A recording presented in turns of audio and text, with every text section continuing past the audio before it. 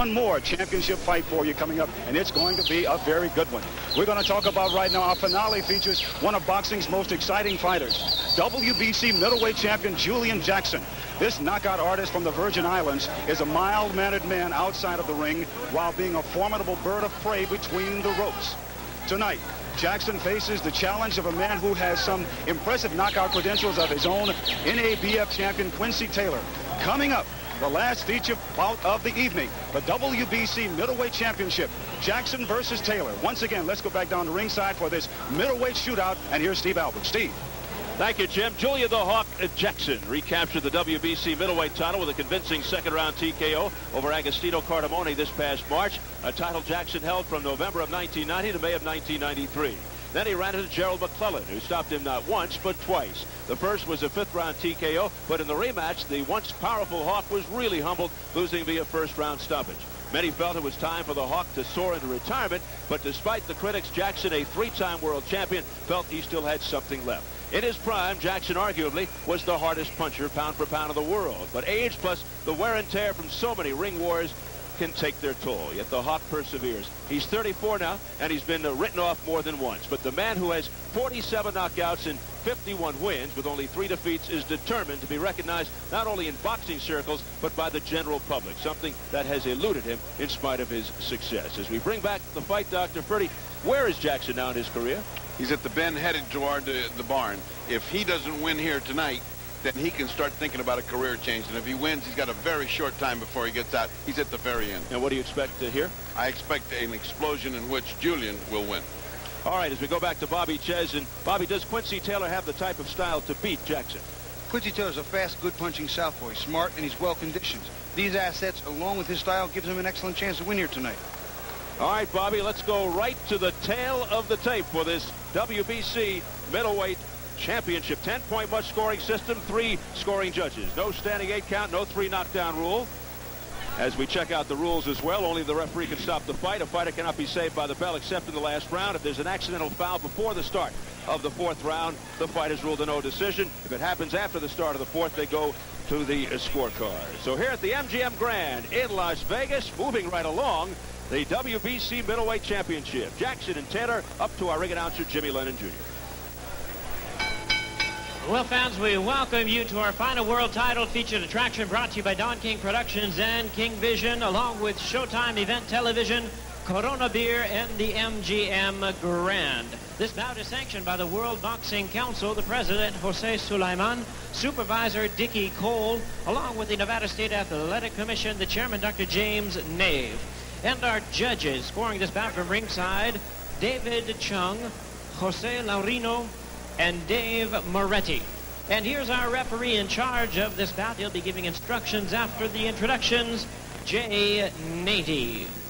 All right, fans, here we go with the WBC Middleweight Championship of the World, scheduled for 12 rounds of boxing.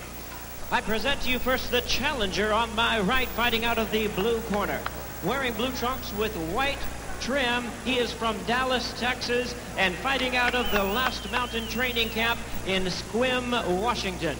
He weighed in at 159.5 pounds. His record includes 25 wins, 3 losses, with 21 of his wins coming by way of knockout. Here is the NABF champion who is making his first attempt at a world title. Please welcome tonight's challenger, ranked the number 2 middleweight by the WBC, Quincy Taylor. And his opponent across the ring is the defending world champion on my left, fighting out of the red corner, wearing white trunks with red and blue trim, hailing from and proudly representing St. Thomas in the Virgin Islands. He weighed in at the middleweight limit of 160 pounds. His record includes 51 losses with 47 big wins coming by way of knockout. And here is the hard-hitting former junior middleweight champion and 2-time WBC middleweight champion of the world. Please welcome Julian the Hawk Jackson. And once again, here's our referee in charge, Jay Nady.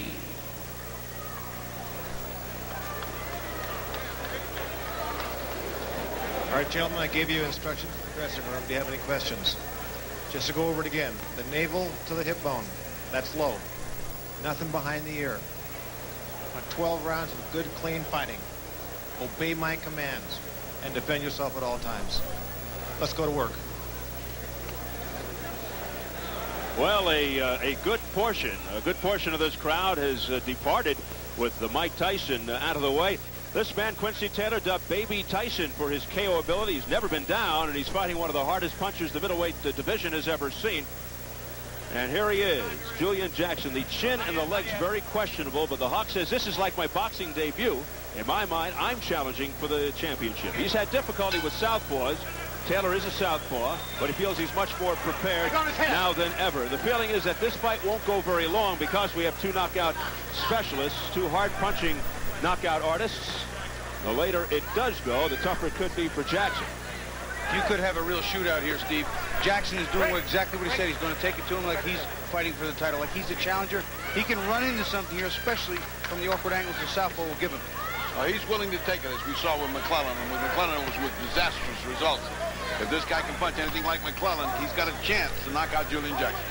You'll notice Quincy Taylor with the bulky knee brace on his left leg. That's the result of a torn ACL.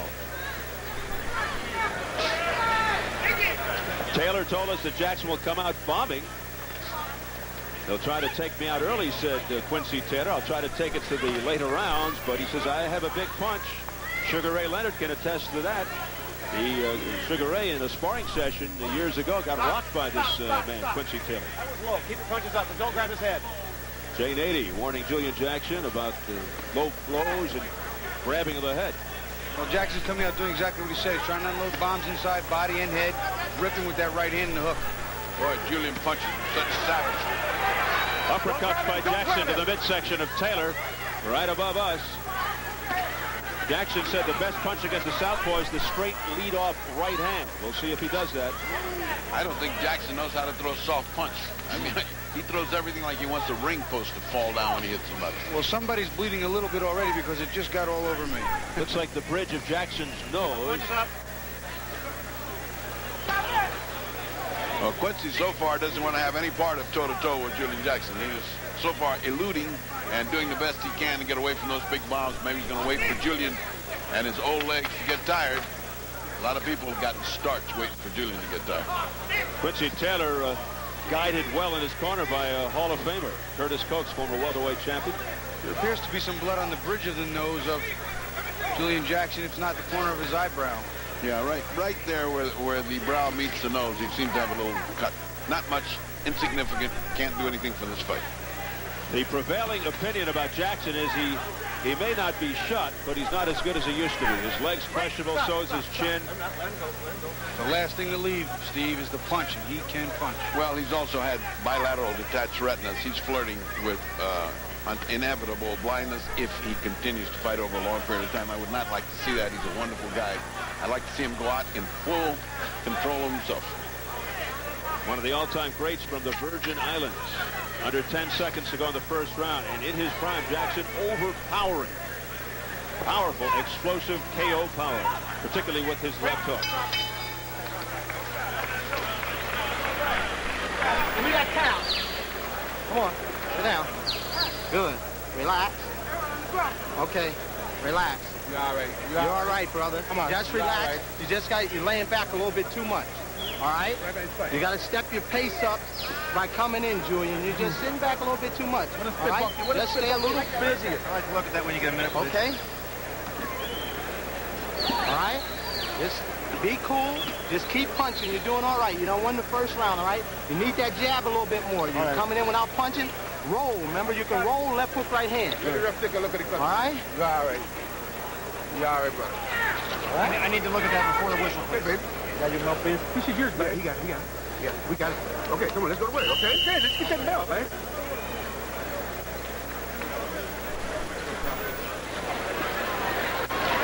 Both corners apparently happy with the work of their fighters. And we begin round two, scheduled for 12 for the WBC Middleweight Championship. And, since his decision loss to Terry Norris in 1988, Quincy Taylor has really improved. moving up the ladder, getting this title shot.